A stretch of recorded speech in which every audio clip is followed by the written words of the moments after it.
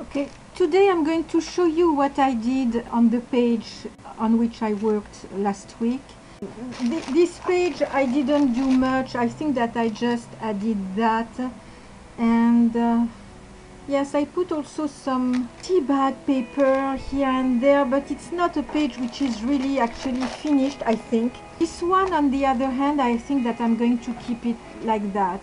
I added this that was not there. It's an image of a rug that I liked, and I drew around it with colored pencils. I will show you which colored pencils I had, but you know, I wanted to show you because actually it was not very dark when I glued the tea bags, but once it started drying it became darker and darker, and then the tea color, the stain, was more appearing. So I thought that I had to show you how it turns out once dry. I did it, so this image I already glued it in the last video, but I drew that with the colored pencils because where the paper, the tea bags were overlapping, it was this kind of shape, so I used this shape to make like the foot of the lamp, but it looks a little like a tree, so I added branches and leaves. I thought it was fun. It's completely surrealistic, of course. It doesn't make sense, but I liked it, and the leaves, the green of the leaves remind the green of the leaves here. So I wanted to show you how it turns out, because when I glued the tea bags it was very pale and we couldn't see much, and you see that once it's dry we see more. I maybe added one tea bag. I think it's here that I added something, but that's all. The rest, it's exactly how it was before, I mean regarding the tea bags, and obviously it becomes darker by drying. So today I'm going to show you something else that I made. So first that, of course it's not finished. Oh, you see, I put that between the pages. It's wax paper for the kitchen, you know. Protects surfaces, microwave safe, no scrub cleanup, whatever brand, I don't care. It's because it prevents the pages to glue together. Once they are dry, if you don't want to keep that between the pages, you can use some clear gesso to varnish your page. It's a good way to prevent the pages to stick together because it's very matte. It gives kind of a texture surface, and the pages don't glue together, so good to know. So here I glued, I'm going to show you. I've been keeping these things a lot. I was drinking that tea during a while, and I really liked the design of the paper, so I kept them. There was a plastic film, and I had the patience to remove the plastic film and to keep only the paper because it's very thin, and I thought that it would be interesting to glue. And I was right, it's interesting to glue. I did it here. Of course, I'm not going to keep the page like that because it looks like an advertising for Tazo, and that's not my point. Underneath there was some white gesso because I wanted the colors to appear really well. It's really nice, but it needs to be, I would say, blended under something to make it more discreet, because I can't keep the page like that. I'm not paid by Tazo to talk about them. I'm wondering if I was not buying their tea more for the paper than for the tea itself. Well, the tea is really good, but I mean you have other brands which are as good. And on the other page, so I tried something else. So I'm not going to show you how to glue the tea bags because I already did it in my last video. So the tea bags are like that. Once you remove the tea, you have this. I usually remove, it's not completely dry. I rinse it under water to remove all the leaves of the tea, of course. And Then once it's dry, I remove that because otherwise it makes a thickness that I don't like. I'm not going to do it on this other side because it's not completely dry yet. But basically I keep that, and that's what I used here. Underneath I put some, I bought that in a store named Book Off. It's a place where you buy used books for, so you see I paid that $1. This, so it's, I don't know what is the real value, but I found that it's Japanese. I found that so beautiful, just the covers, look at that. And this book, you have many pages, so of course I don't read the Japanese, so what can I do with that except using the paper, of course. I don't like usually damaging books, but I bought that for that, so look at that, how beautiful it is. And it's in the box, which is as beautiful. And I use that. Oh, I have even here a brochure that I can use too. So think about that. $1 for all these pages. I think it's worth the purchase. So first I glued these Japanese pages. Then I glued flowers coming from this Japanese paper. So you see I just cut the flower and I glued them here. Usually it's made, this side is made for origami. So you can find that in art and craft stores. You will find many like that. Or also there are Japanese stores in Los Angeles where they sell a lot of stuff, kind of a big supermarket, and they often have some origami papers. And they sell everything for $1.50 or something like that. So it's worth the trip to that kind of store. You have many in Los Angeles, around Los Angeles more exactly.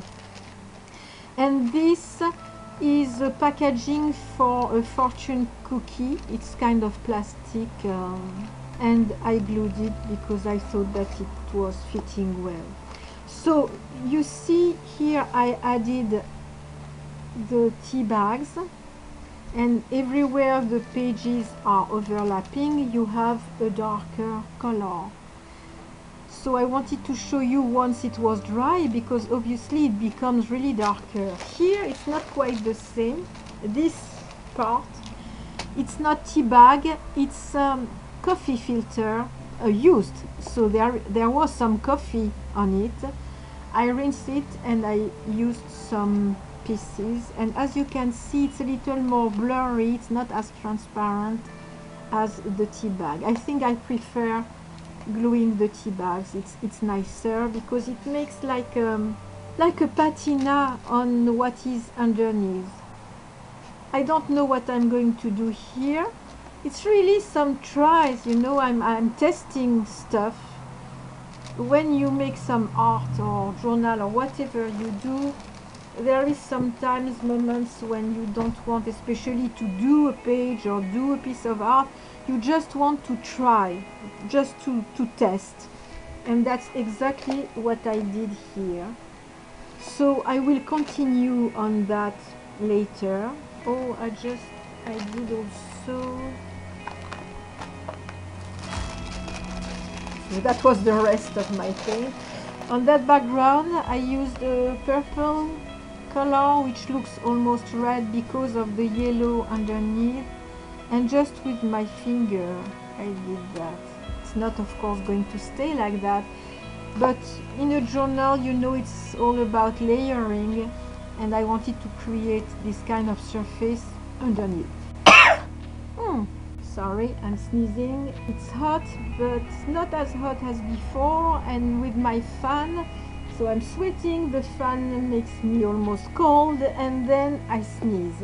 And I must have a kind of allergy too, which doesn't help. Anyway, as you can see, I'm testing and testing and testing. In France, I used to do art and craft workshops. I did that during a very long time, and also I was testing products for an art and crafts store in Paris. I've been used to test products, methods, way of doing, and obviously I continue. I have no idea what I'm going to do with that, but it's not going to remain like that. You know these ones.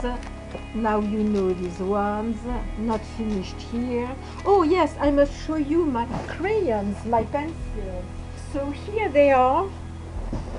I bought them in a museum in Los Angeles. What was the museum? It was a museum of modern art, and it was on Wilshire, how we say that? In Los Angeles we say Wilshire, but if you are English you probably say Wilshire Boulevard. And I don't know if they still have that, because I bought that like 6 or 7 years ago. Oh, that is my sharpener. So here are the pencils.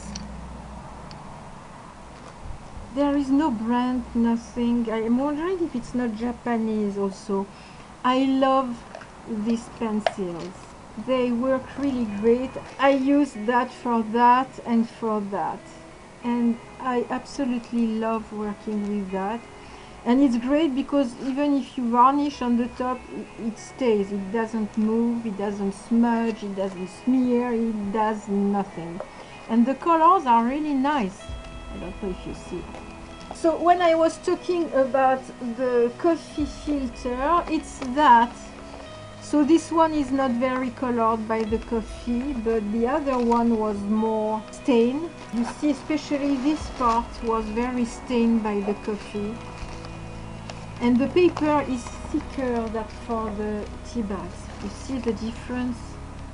But still, once you glue, you see how transparent it becomes.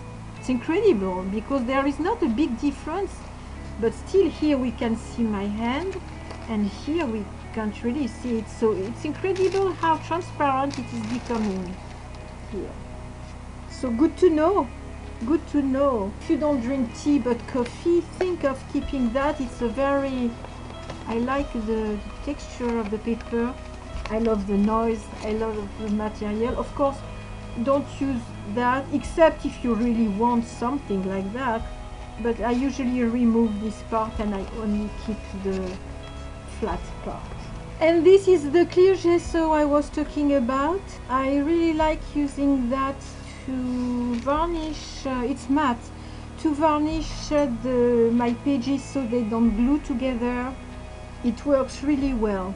Good trick. It's what I found the best, because I already tried some acrylic varnish, but it glues. Especially more shiny, more glossy they are, more they glue together, so be careful. So here I am in my journal. I can stop now.